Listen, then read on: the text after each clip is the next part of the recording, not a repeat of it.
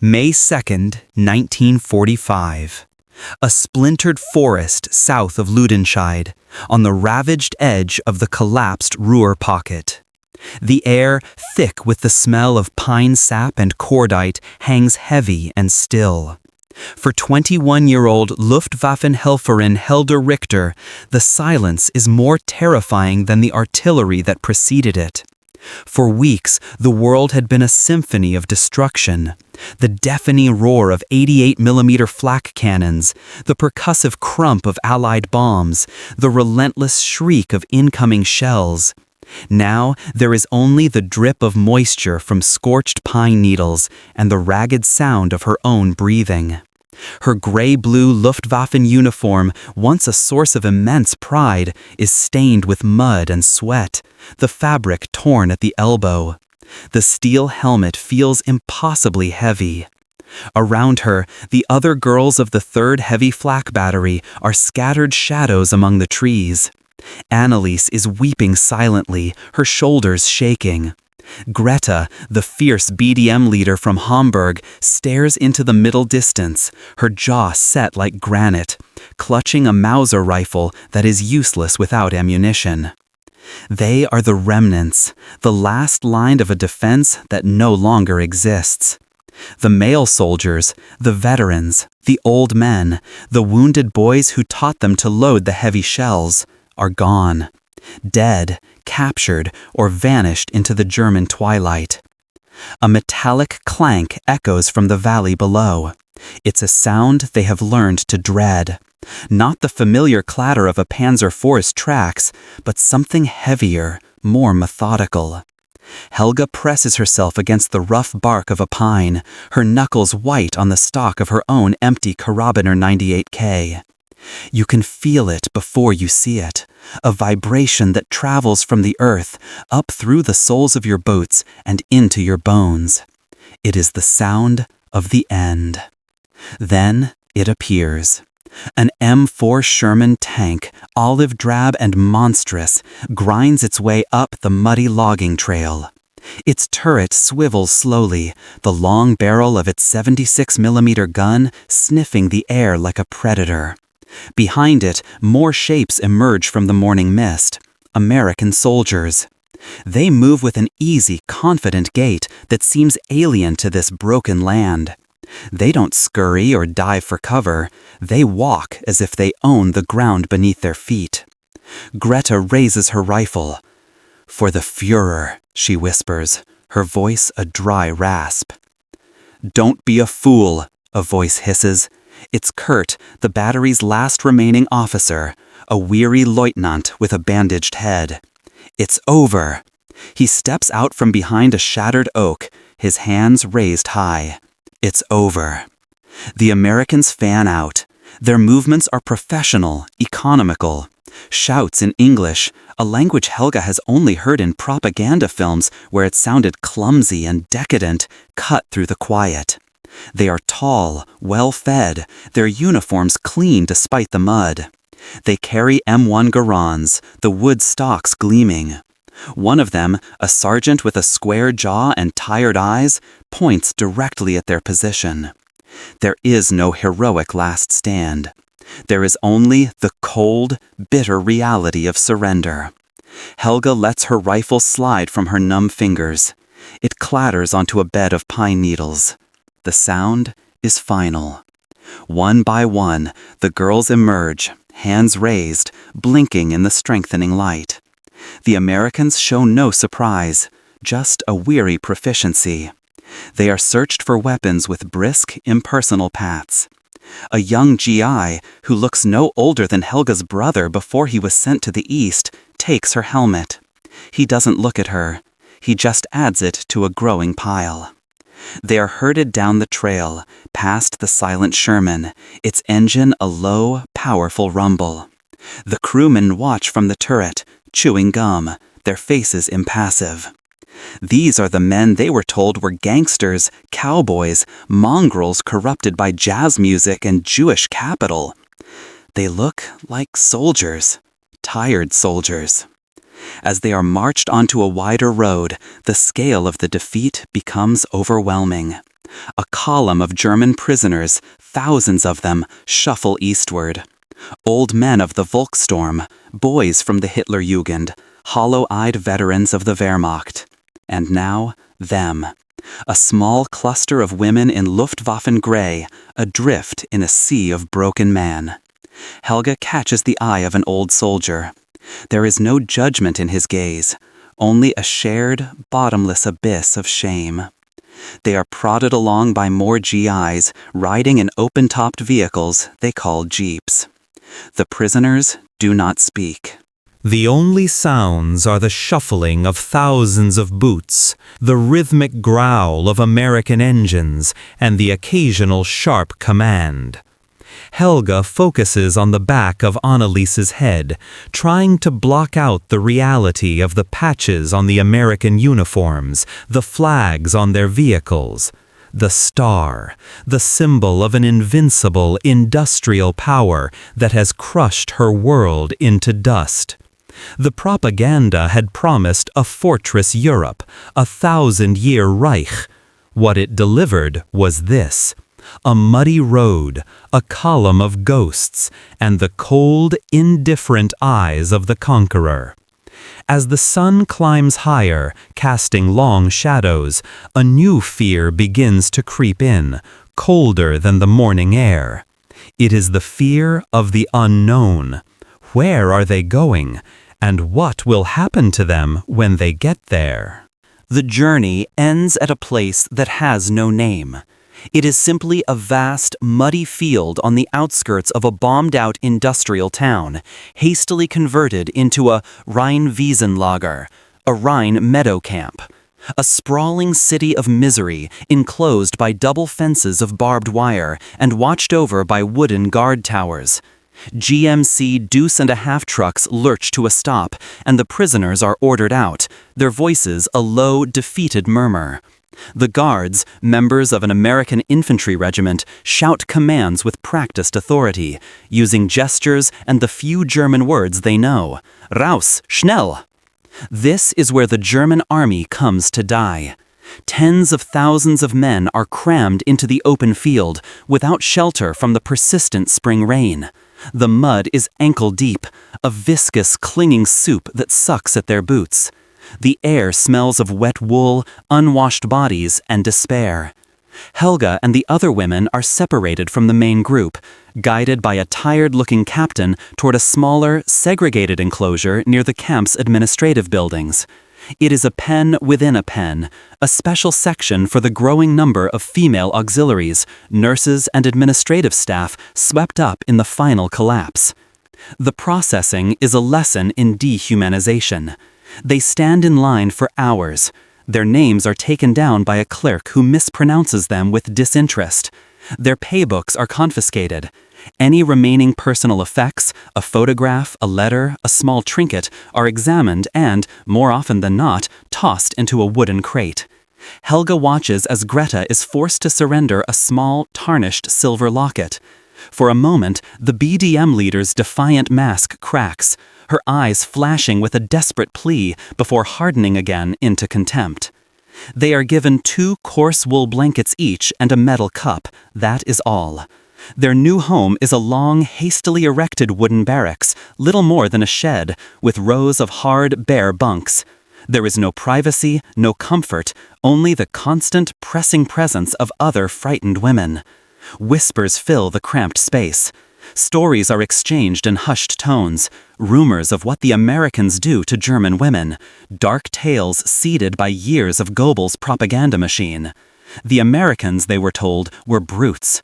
The Amis were a degenerate race, capable of any barbarity. Yet the soldiers they have seen so far have been distant, efficient, almost boring in their professionalism. They are not the monsters of the newsreels, but the day is not over. Later, a watery stew is served from a field kitchen. Helga gulps it down from her metal cup, the thin, greasy liquid doing little to quiet the gnawing hunger in her stomach. She looks at the faces around her.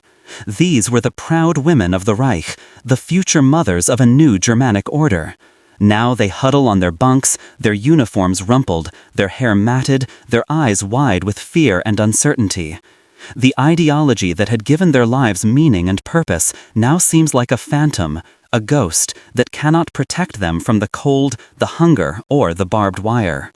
As evening approaches, a chill wind blows across the field, carrying the collective murmur of the thousands of male prisoners. A new shift of guards arrives to man the perimeter. Helga watches them through a smeared window pane in the barracks. She sees a jeep pull up to the main gate. A group of GIs from the towers and the fences climb into the back of a truck, their shift over. They are laughing, smoking cigarettes, white faces, familiar in their foreignness.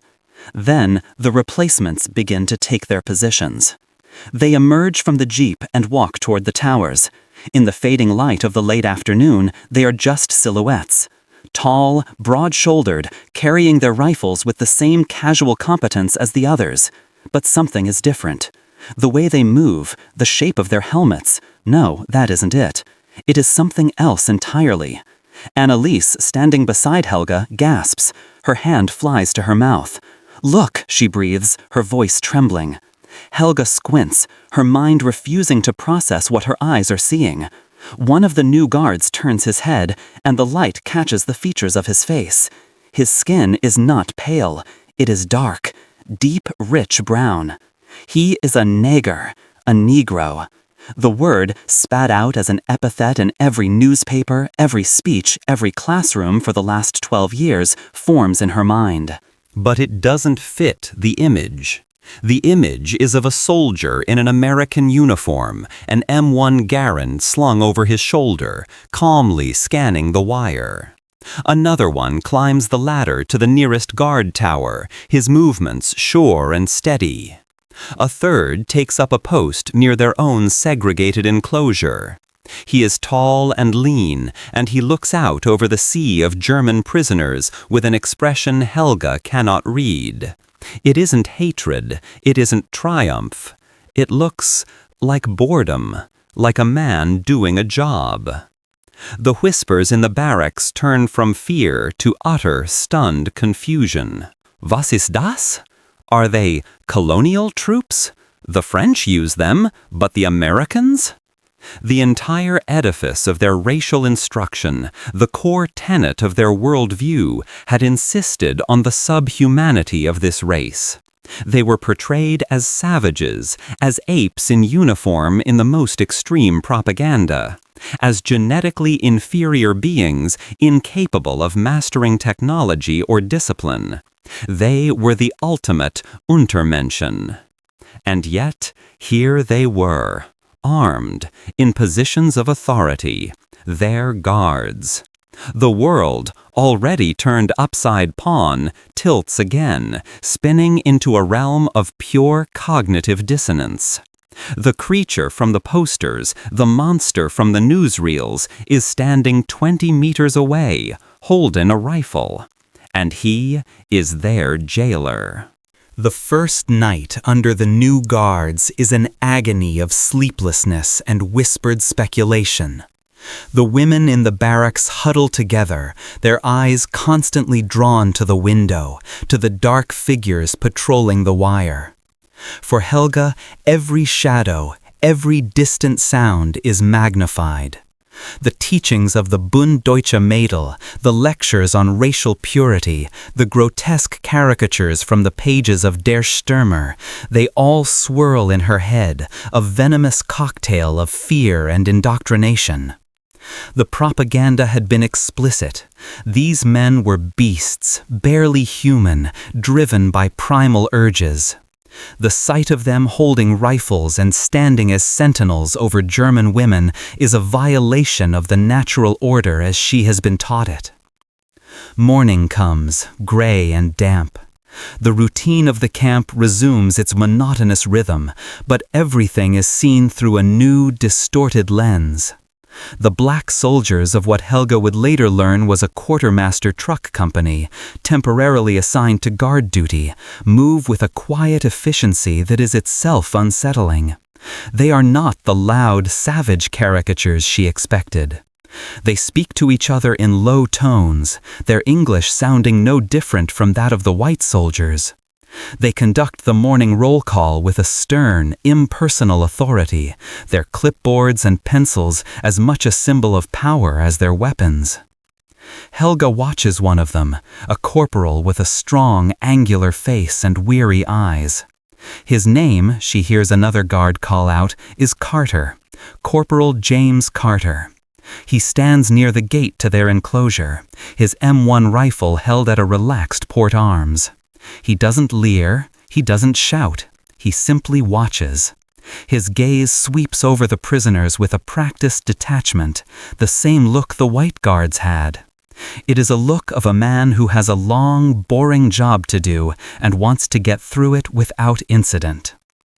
This placid reality is a profound psychological assault. Helga finds herself searching for any sign, any flicker of the savagery she was promised. A cruel sneer, a brutish gesture, anything to confirm that her worldview is still intact. But she finds nothing. She sees them share cigarettes. She sees one meticulously cleaning his rifle, the parts laid out on a blanket with a mechanic's care. She sees another reading a letter from home, his face softening for a brief moment. They are soldiers. Greta, the unflinching BDM leader, provides the voice for their shared ideology. It is a trick, she insists in a harsh whisper as they stand in line for their morning ration of ersatz coffee. The Jews who run America have put them here to humiliate us, to break our spirit with this spectacle. They are still animals. Do not look at them. Do not acknowledge them. Many of the women follow her lead, keeping their eyes fixed on the ground, their faces set in a mask of stoic contempt. But Helga cannot. She is drawn to the contradiction, like a moth to a confusing, impossible flame. The man named Carter is now leaning against a fence post, looking not at the prisoners, but out at the ravaged German landscape beyond the wire. There is a deep weariness in his posture, a kind of melancholy that Helga recognizes. It is the look of someone who has seen too much war and wants only to go home. It is a look she has seen on the faces of German soldiers returning from the East. It is a human look. Then it happens. A small, mundane event that tears a hole in the fabric of her certainty. A young woman near the front of the food line, weak from days of malnutrition and stress, suddenly crumples to the ground. She faints, a small cry escaping her lips as she falls into the mud. The other prisoners gasp and surge back. The white NCO running the food distribution shouts in annoyance. But Corporal Carter is the closest. He reacts instantly. There is no hesitation. He takes 2 quick strides forward, kneeling in the mud beside the fallen woman. He doesn't touch her. He is professional. He unslings his canteen, unscrews the cap, and hands it to Annalise, who has rushed forward to help her friend. "Water," Carter says. The single English word is clear, calm. He gestures to the woman's face. "Give her water." Then he looks up and calls out, his voice strong and carrying, "Medic! We need a medic over here."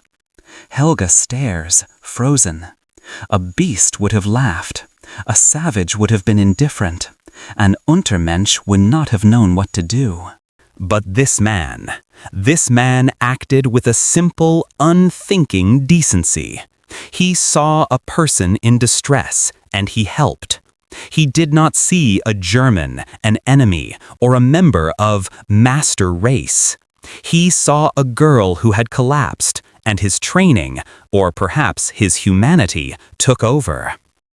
A white medic comes running, and Carter steps back, his duty done, melting back into his role as a silent sentinel. But the image is burned into Helga's mind. The dark hand offering a canteen, the calm voice calling for a medic.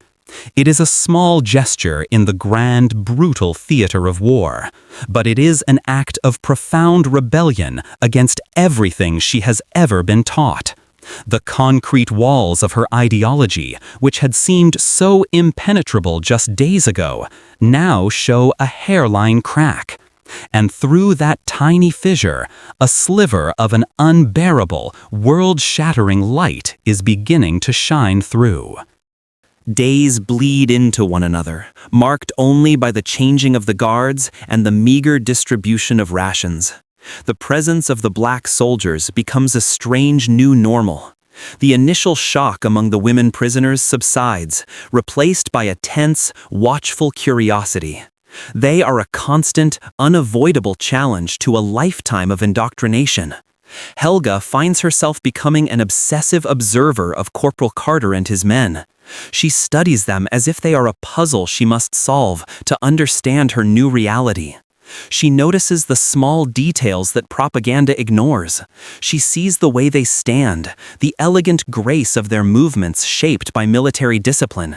She listens to the cadence of their speech, the easy laughter that sometimes erupts between them as they share a joke. One afternoon, she sees a young soldier, not much older than herself, sitting on an ammunition crate, painstakingly polishing his boots to a mirror shine, a look of intense concentration on his face. It is an act of self-respect, of maintaining standards in a world of chaos and filth. It is the act of a proud soldier. Greta and the other hardliners continue to preach their gospel of contempt. They are merely imitating their masters, she snarls one evening, watching two guards play a game of cards during a lull. A monkey can be taught to wear a uniform. It does not make it a man. But her words, once so powerful and convincing, now have a hollow ring. Too many of the women have seen what Helga saw. The small kindnesses, the professionalism, the undeniable humanity. The camp becomes a microcosm of a dying ideology. The women divide into factions. There are those like Greta who cling to the old certainties with a fanatical desperation. There are those who are simply too broken and exhausted to care who guards them. And then there are those like Helga, caught in a silent internal war. Every observation is a battle. When she sees a black sergeant patiently explaining a guard rotation to a subordinate, the voice of her education screams, inferior, incapable of leadership. But her eyes see a competent NCO performing his duty. When she sees one of them look up at the sky, his face tight with what looks like homesickness, the voice screams, savage, no concept of home or family.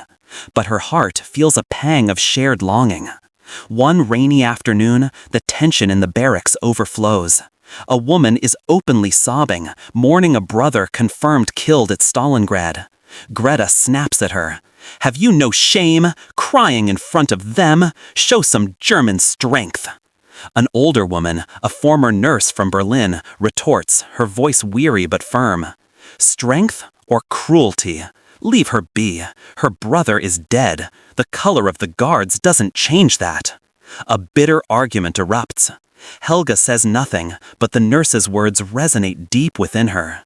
The world of clear-cut lines, of hero and villain, of Herrenvolk and Untermensch is dissolving into a confusing gray fog. These black soldiers are not the point. They are merely the catalyst, the stone thrown into the stagnant pond of her beliefs, sending ripples of doubt spreading to every shore. If the party was so profoundly, demonstrably wrong about this, about something so fundamental to its entire philosophy, then what else were they wrong about?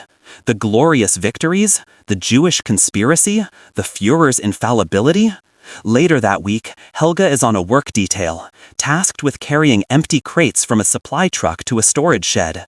It's heavy, awkward work. Her hands are raw, and the mud makes every step a struggle. Corporal Carter is overseeing the detail. He doesn't shout or harass them, he just watches, his rifle held loosely, ensuring the work gets done.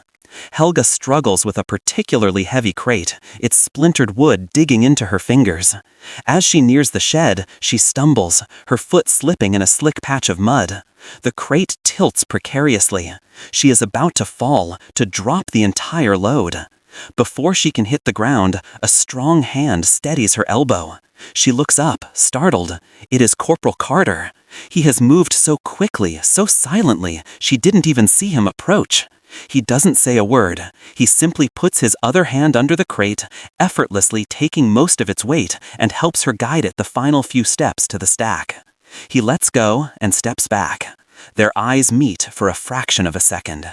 Helga's heart is pounding. She expects to see contempt, or triumph, or lust, anything the propaganda had warned her of. Instead, she sees only a quiet, tired recognition. It is not the look of a victor to the vanquished, or a guard to a prisoner. It is the look of one exhausted human being to another, caught in the same vast, grinding machinery of war. He gives a short, almost imperceptible nod, then turns and walks back to his post. The moment hangs in the air, charged and silent. It was nothing, it was everything. No one else seemed to notice. But for Helga, it was a physical confirmation of her deepest, most terrifying doubt. She stands for a long moment, staring at the spot where he stood, her hands trembling. The concrete wall has not just cracked, a whole section has just crumbled into dust.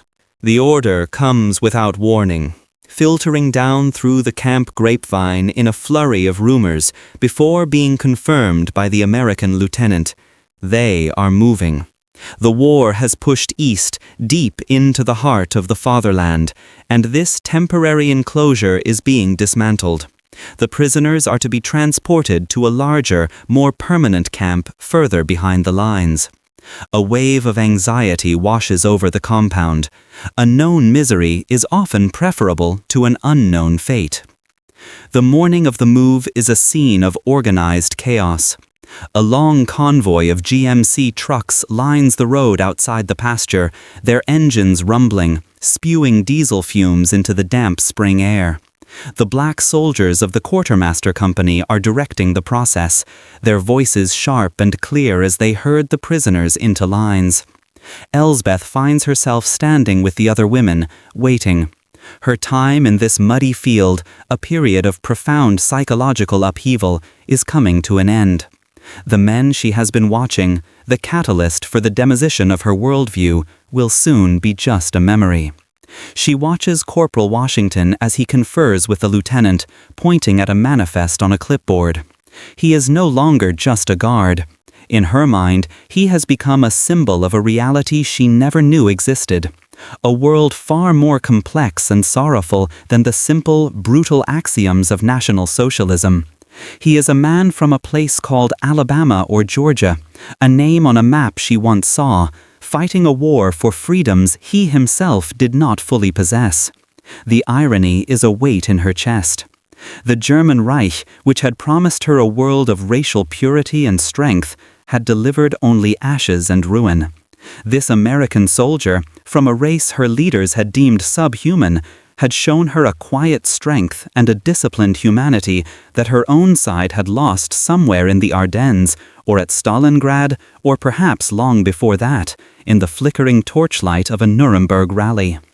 The prisoners are loaded onto the trucks, the men first, then the women. The process is rough but efficient. Los, schnell, a guard shouts, using the German words with a thick American accent. The women climb over the tailgate of a deuce and a half, finding space on the hard wooden benches. Elsbeth sits near the back, the canvas flap open, giving her a final view of the camp. It's just a muddy field again, littered with the detritus of its recent occupants, empty ration tins, scraps of paper, the ghosts of 1,000 private miseries. The soldiers who guarded them are not coming. A different unit, white military police with crisp white helmets and armbands, will be escorting the convoy. Corporal Washington's company has new orders. They are part of the Red Ball Express, the endless logistical chain that is the lifeblood of the Allied advance. Their job is to keep moving forward, supplying the front. As her truck lurches into motion, Elsbeth sees Washington and his men assembling by the side of the road, getting ready to mount their own vehicles. He is lighting a cigarette, his back to the departing convoy. He never looks over. To him, she is just another prisoner, another piece of cargo being shipped to the rear. The brief, silent connection she felt was hers alone. The truck picks up speed, joining the long, olive-drab snake winding its way west, away from the front. Elsbeth watches the muddy field recede. She thinks about her home in Essen, likely a pile of rubble. She thinks about her parents, whom she hasn't heard from in months. She thinks about the future, a terrifying blank. The 1,000-year Reich lasted 12 years. Its collapse has destroyed not only her country, but the very framework of her identity. The old certainties are gone, replaced by a terrible, disorienting void. What do you believe in when everything you were taught is a demonstrable lie? The journey ahead is long. She does not know what awaits her at the new camp, or what will happen when the war finally officially ends. But she knows one thing with absolute certainty. She will never again be able to look at another human being and see only the caricature from a propaganda poster. The world is not that simple. She had to travel to the end of her own world to learn it. Looking out from the back of the truck at the ruined landscape of her homeland, Elsbeth Richter, former Luftwaffenhelferin of the Third Reich, holds on to that single difficult truth. It is the only thing she has left.